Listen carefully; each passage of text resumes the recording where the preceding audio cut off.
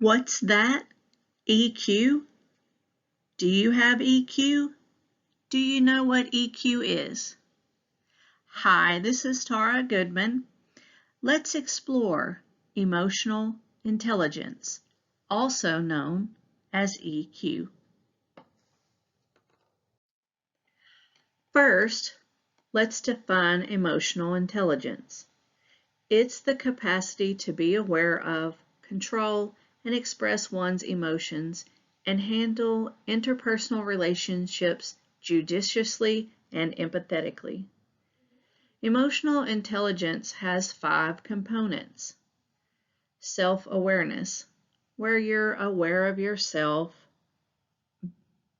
be that emotional, you can accurately assess yourself. You have the ability to recognize emotions and their effects on you and on others. The second component is self-regulation. That means you're able to control yourself. You are trustworthy. You're conscientious. You're adaptable, innovative, and you're able to manage disruptive emotions and impulses. Thirdly, is motivation. You have an internal drive to accomplish things. You have initiative. You're optimistic. And you are able to remain persistent in the face of adversity. Next is empathy.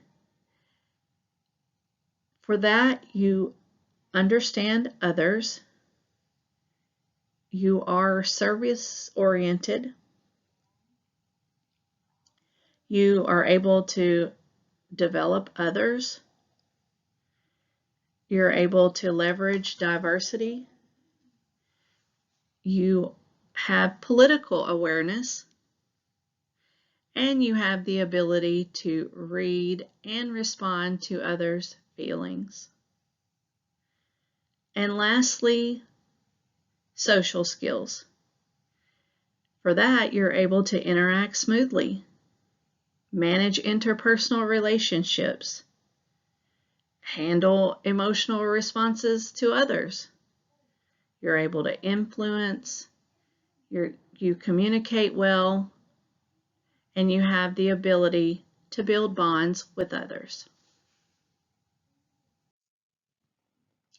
It is important to study emotional intelligence because it benefits you professionally and personally. It helps with how you relate to others, both in your workplace and at home. For this presentation, I consulted our textbook, Interpersonal Skills in Organizations. I found articles through our library's search engine, and I used mind tools on emotional intelligence. And lastly, I interviewed MTSU's own Professor James Bast. Having emotional intelligence, or EQ, helps develop a growing network of healthy relationships and emotional support structures.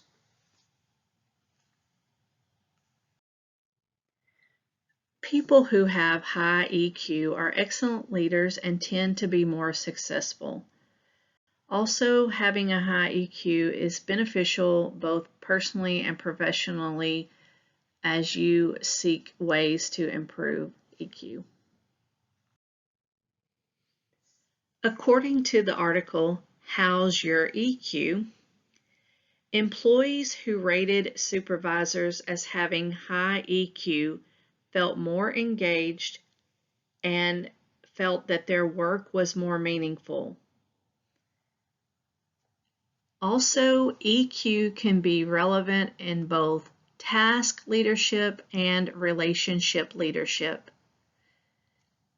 If you have employees who are new or unfamiliar with their job roles, you may have to use task leadership, but within the task leadership, you can also have emotional intelligence.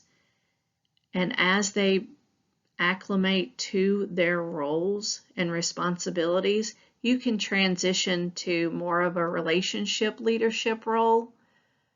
You just have to know the individuals with whom you are working. According to the article Forget Your IQ, they state, according to a January 2014 article in Forbes, people with average IQs outperform people with high IQs 70% of the time, and the difference is widely attributed to EI, or emotional intelligence, or EQ.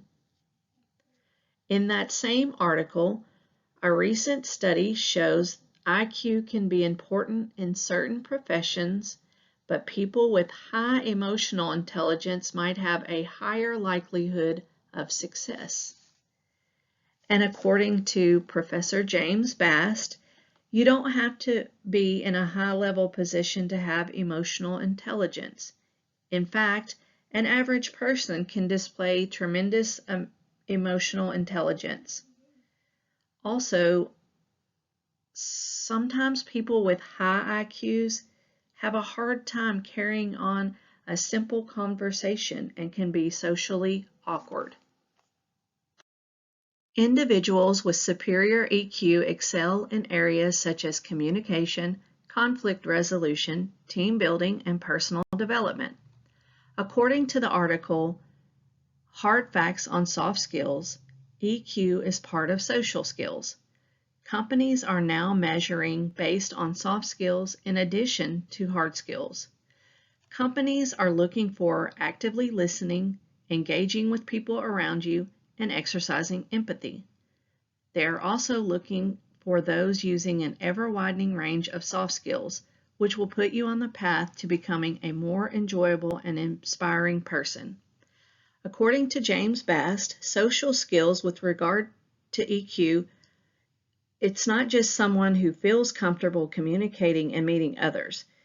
It drills down to, can you really feel and understand the needs of others, and then ultimately displaying empathy where it's appropriate.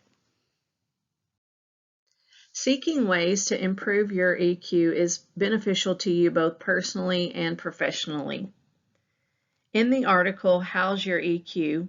It states, understanding and practicing EQ competencies can help anyone build better and stronger relationships with those around them. And according to James Bast, he says that emotional intelligence is just as relevant in our personal lives as in our professional lives, and possibly more so. Some of the benefits of EQ are listed here. James Bass said that great leaders are empathetic. According to our textbook, in some interesting recent research, EQ is calculated to account for 58% of workplace performance in all types of jobs and is the single biggest predictor of performance in the workplace and the strongest driver of leadership and personal excellence. I would also like to read the quote from the philosopher Aristotle. Anyone can become angry, that is easy, but to be angry with the right person, to the right degree, at the right time, for the right purpose, and in the right way, this is not easy. I relate this quote to being able to communicate well and effectively. I also relate this quote back to something that James Bass said also, is that someone that is emotionally intelligent is a person totally in tune with the moment and the situation. There are several strategies to improve EQ, some of which are listed here. In general, those with high emotional intelligence are self-aware of their impact on others, they control their emotions, they're concerned about others, and they're optimistic. Those with low emotional intelligence are unaware of their impact on others, they're moody, they're only concerned about themselves, and they are pessimistic. Having emotional intelligence is beneficial to anyone, both professionally and personally. Those with high emotional intelligence are excellent leaders. If you're low on emotional intelligence or maybe need to improve any of the 5 components of emotional intelligence, it will definitely benefit you to work on those strategies so that you increase your success in life and your satisfaction. Here are some final thoughts from James Bast. Keep exploring yourself and explore others. Also a quote attributed to the great Walt Whitman, "Be curious and not judgmental." Thank you so much for viewing this presentation.